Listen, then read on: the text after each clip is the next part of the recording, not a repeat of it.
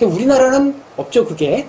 그런 시장이 하나 있다라는 거예요. 여러분들이 알고 계시고, 자동차 동호회처럼 막 몇 날 며칠 한 지역에 이렇게 모여서 서로 부품도 왜 각자 자기들, 그러니까 2차 대전 당시에 쓰던 비행기를 지금도 몰고 있는 사람들이 아직도 많아서 그 부품들 있잖아. 그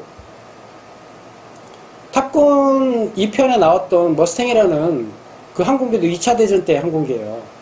실제 그 항공기가 지금도 미국에서 운영이 되고 있고, 근데 그 항공기의 부품이 지금 생산이 되지 않는다라는 얘기죠. 않는데도 어떻게 그 비행기가 유지가 되고 있느냐? 애프터마켓이라는 게 있어요. 이도 저도 없으면 개인이 만들어요. 부품을 자기가 만드는 거예요. 옛날 클래식한 항공기들은 이게 가능하고 그 시장이 충분히 형성이 되어 있다라는 거죠. 미국은 자동차도 많지만 비행기도 비슷하게 많아요. 그래서 각자 그냥 운전면허 따듯이 비행기 면허도 따고 그렇게 조정도 해요. 아주 재밌는 거죠. 영화에 보면 그런 장면이 종종 나오잖아요. 그래서 그런 시장도 충분히 크게 형성이 되어 있다. 아주 재밌는 시장이에요, 이 시장. 그래서 뭐 이런 시장도 있다라는 말씀을 한번 드리고 싶었고, 뭐 요건 우리나라에 없으니까 제껴놓고, 아직 군대 가실 분이 없어서 지금 그 얘기는 좀 그렇지만, 아무튼 군대라는 군용 항공기 시스템과 민간 항공 시스템이 있는데, 이 두 부분의 이제 차이는, 이 부분은 워낙에 가격도 고가고 조금 전문화되어 있는 기술들이 들어가 있다 보니까, 엔진 따로, 기체 따로, 뭐 전기 따로, 계기 따로, 뭐 군용기 같은 경우는 무장, 판금 이런 거 전부 다 따로따로 특기별로 분류가 돼 있어요. 다 이렇게. 그래서 처음에 부서 배치를 받을 때 어디로 가느냐에 따라 그 직무를 평생 수행할 수밖에 없는 그런 상황이 되죠. 물론 이제 본인이 노력하는 거에 따라서 얼마든지 이직은 가능하기는 한데 쉽지는 않아요. 전문직으로 평가받기 때문에 그 분야에서 일정 레벨 이상 올라가려고 그러면 꽤 5, 6년 이상 투자를 해야 되고, 그 정도 투자했는데 다시 다른 걸 하겠다? 이런 경우는 흔치 않아서, 그 흔치 않은 케이스가 저이긴 한데, 보통 그렇습니다. 그래서 보통 일반적인 특기들, 일반 이제, 민간 항공사 기준으로 말하면,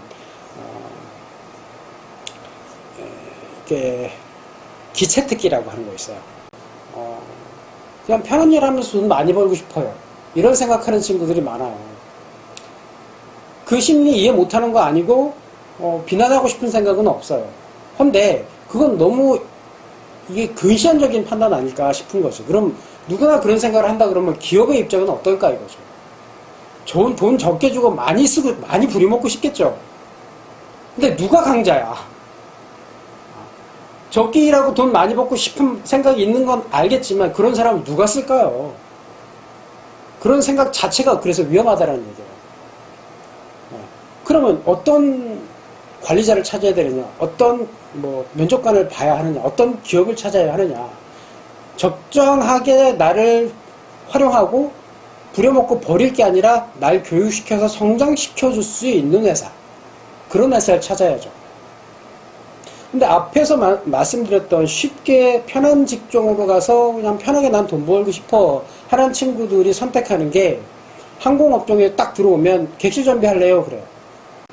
10년 내내 시트만 뛰고 달았는데 이걸 항공정비사라고 할 수 있을까? 본인이 스스로 그걸로도 난 만족해. 그러면 할 말 없는데 생각은 좀 해보셔야 된다고 그렇게 돼야 된다고 봐요. 그러면 그 일을 했던 사람이 그 다음에 내가 원하니까 좀 더 어려운 거 해볼까? 그러고 가면 갈 수 있을까요? 어려워요. 보통 항공정비사로 가장 한직이다 하는 곳이 거기에요. 거기 아니면 타이어샵. 근데 제가 그 친구를 알잖아요. 왜 이 친구가 타이어샵에 갔는지는 변수는 워낙에 많으니까 그건 알 수 없지만, 네가 거길 간 건 네가 잘못해서 간 게 아니다. 넌 운이 없었을 뿐이야. 하지만 네가 제대로 지금부터 생활을 제대로 하고 제대로 열심히 한다면 기회는 온다. 걱정하지 마. 타이어도 항공정비사로서 꼭 배워야 할 부분의 하나야. 무시하지 말고 열심히 배워. 그랬어요, 제가. 그렇게 6개월 딱 거기서 있다가 이 친구 원하는 대로 엔진샵으로 갔어요. 흔치 않은 케이스예요. 눈물겨운 노력을 했어요. 그래서 인정을 받은 거고, 그렇기 때문에 즐길 수 있어요, 지금. 그래서 지금 사회초년생 시절에 조금 어렵다 하더라도, 혹은 본인의 의지랑 상관없는 보직을 받았다 하더라도 너무 좌절하지 마시고 이것도 내가 배워야 할 부분이다 라고 생각하시면서 열심히 좀 해 주셨으면 좋겠습니다. 결국은 자세에 달렸어요. 자세만 바르면 언제든 기회는 와요. 아주 장담해요. 예를 들면 미케닉으로 어딘가에 취업을 해서 기계를 직접 만지는 업무를 한다 손 쳐도 아무것도 안 하고 기계만 만질 수는 없어요. 자, 내가 업무 처리한 걸 보고서로 작성을 해서 누군가한테 보내기도 해야 하고, 내가 업무에 관련된 소통을 내 상급자나 내 뭐 후배들하고라도 소통을 해서 조율을 할 수도 있어야 하고, 스케줄 관리도 할 줄 알아야 되고, 업무 외적으로 사람들하고 소통도 할 수 있어야 된다는 거죠. 이게 안 되면 사람들 사이에 불신이 쌓이고 업무에도 영향을 미쳐요. 정비사가 정비만 잘하면 됐지라고 생각하시면 큰 오산입니다. 오히려 정비는 못해도 돼요. 왜냐면 기계가 쉬워졌으니까. 본인이 공부 안 해도 웬만큼만 하면 정비를 누구나 할 수 있는 시대가 됐어요, 지금. 거기서 머물지 말라고 제가 말씀을 드린 거죠, 계속. 더 공부해야 된다. 그래야 조금 더 난도 높은 걸 해볼 수 있다. 이런 말씀을 지금 드리는 거고. 근데 그 단계까지라도 가려면 정비는 못해도 되는데 뭘 해야 되느냐? 지금 이분처럼 글을 쓸 줄 알아야 되고 소통할 수 있어야 되고 누군가한테 신뢰도를 줄 수 있어야 한다는 거죠. 그걸 못하면 입사를 할 수가 없고 기회를 잡을 수가 없어요. 지금 현장에 나가보면 매니저급, 과장, 부장급들 되는 사람들이 제일 답답하고 힘들어하는 게 뭐냐면 일은 이렇게 해서 이렇게 가르치거나 이도저도 못하면 내가 가서 하면 되는데 글을 못 써.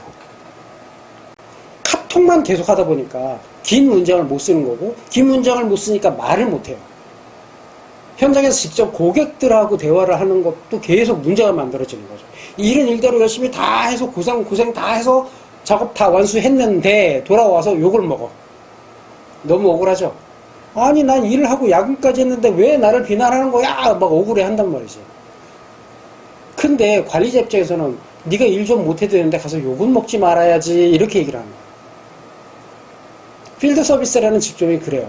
현장 나가서 고객들하고 뭐 제가 항공정비사 시절에는 고객이 정비사였었어요. 제 고객이 정비사였지만 일반 뭐 현장 예를 들면 현장에서 여러분들이 에어컨 같은 거 AS 받을 때 그런 일이 비일비재한데 에어컨이 고장났어. 근데 서비스하러 기사가 왔는데 불친절하거나 제대로 대응을 안 해주고 뭔 소린지 알아듣지 못하겠어. 그러면 바로 삼성에 전화해서 불만 막 제기할 거라는 거죠. 똑같아요. 여러분들이 필드에 나가서 제일 먼저 해야 될 건 뭐냐. 무슨 직업을 가질지 모르겠으나 그게 고객이든 고객사든 누구든 상관없어요. 내가 뭔가를 고쳐야 된다 그러면 그 고치는 걸 원하는 사람이 고객이 되겠죠. 그 고객은 불만으로 가득 차 있다라는 거예요. 그 사람의 불만을 처리하는 게 제1 과제다. 건물을 지을 때 실제로 땅에다가 구리로 된, 동으로 된 이만한 쇠로 된, 동으로 된 이만한 그 기둥을 박아요.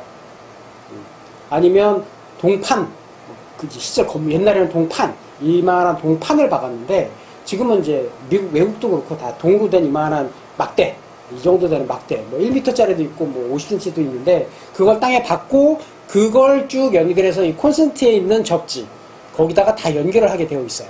그 공사를 제가 다 해주고 왔어요. 지금 해주고 이제 그렇게 굉장히 이제 힘든 주말을 보내고 왔는데 굉장히 뿌듯했어요.